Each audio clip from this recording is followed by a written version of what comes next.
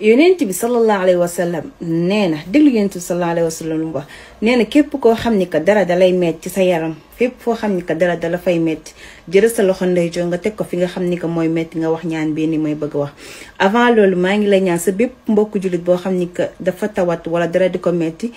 envoyé ko ñaan ba moom mu jot si incha allah rabbi. yonent bi sallallahu alayhi wa sallam nee na bu dee dara dalay metti jël sa loxo ndeyjoor nga teg ko fi metti nga wax ñaan bi. ñaan bi kat mooy danga naan bismillahi rahmaani rahim danga jël sa loxo ndeyjoor nga teg ko fi metti nga ne bismillahi rahmaani rahim 3 fois soo paree nga teg ci أعوذ بالله وقدرته من شر ما أجد وأحاذر أعوذ بالله وقدرته من شر ما أجد وأحاذر أعوذ بالله وقدرته من شر ما أجد وأحاذر boo ko waxee incha allah rabbi yàlla dina si def tawféex dina si def tayseer maa ngi lay ñaan nga partagé ma sa vidéo bi sama vidéo bi sa bépp mbokk jullit boo xam ni que yéene nga ko li ma la yéene incha allah rabbi mu daal si jot yal nañu yàlla sàmm yàlla aañu yàlla may ñu di gën si ñun incha allah rabbi